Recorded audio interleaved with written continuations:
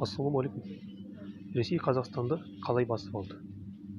Міне осылай басып алды. Осылай өз тауарларын біздің нарыққа келіп тықпалау арқылы олар бізді экономикалық экспансия жасап, ешқандай соғыссыз басып алды. Сондықтан бізге Ресей тауарларына бойкот жариялау керек. Мысалы қараңыздар, супермаркеттерде мына жармаларды алып қарасақ, басым бөлігі Ресейде өндіріледі. Және оларға көбінесе науқандар, жеңілдіктер болып жатады. Біздің халық соған алданып, арзан деп соны сатып алады. Бізге осындай нәрсеге алданбау керек. Ресейдің тауарларынан түбегейлі бас тарту керек. Міне қараңыздар, мына тауарлардың басым бөлігі Ресейдікі. Мынау кускус Ресейдікі, мынау Ресей, мынау Ресей, увелка.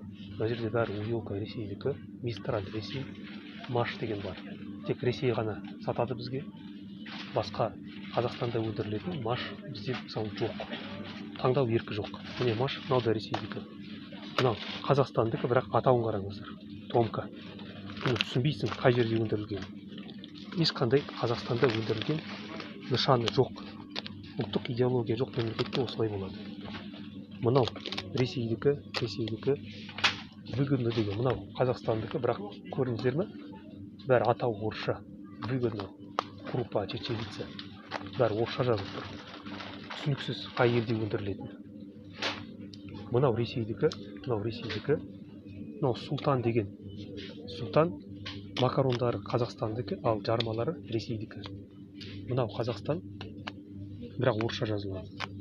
Мынау Қазақстан, мыналар Ресей. Мынау Царская деген Қазақстанда өндіріледі, Павлодарда.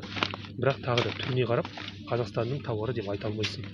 Бәрі орыстың ұлттық нышанында жасалған. Ұлттық идеология жоқ деген осы. Ары қарай.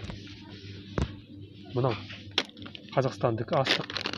Бірақ мұнда да ешқандай қазақша ұлттық стиль жоқ.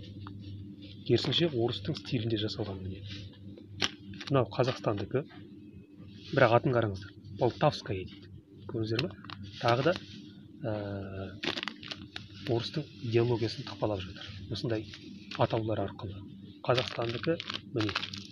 Көрдіңіздер ме? Орыстың стилінде жасалған. Айдони, міне, мынау Қазақстандікі. Міне. Мынау Қазақстандікі, бірақ тағы да бәрі орысша жазылған. Мынау Ресейдікі, Мынау Қазақстан, Ресей. Қазақстан, Ресей. Қазақстан, Ресей. Қазақстан, бірақ қараңыздар. Орыстың ұлттық стилінде жазылған. Ресей, Қазақстан, Ресей. Мыналар Ресей. Қазақстан, Ресей. Мынаны білу, мынау Қазақстан. Ресей, Қазақстан, Ресей. Қазақстан, Ресей. Мынаның бәрі Ресей. Қазақстан, Ресей.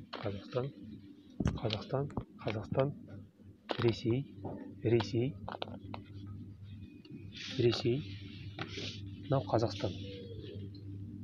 Мынау астындағысы Қазақстандікі. Мына жақта тағы да міне. Мынаның бәрі Ресейдікі. Мынаның бәрі Ресей. Мынау ғана Қазақстан. Мыналар Ресей. Қазақстан, Ресей. Мынау Қазақстан. Ресей. Қазақстан, Ресей. Қазақстан. Мынау Қазақстан. Күріштердің көбі Қазақстандікі. Мына жақта міне Ресей. Өздеріңіз көргендей, тауардың басым бөлігі Ресейдікі. Енді Қазақстанда бізде жер деген Құдайға шүкір жетеді. Кез келген жарманы өсіруге болады. Қарақұмық бола ма, күріш бола ма, бидай, арпа, сұлы бәрін өсіруге болады. Бүкіл әлемге экспортқа жіберуге болады. Бірақ соның басым бөлігін біз Ресейден алып келіп жатырмыз.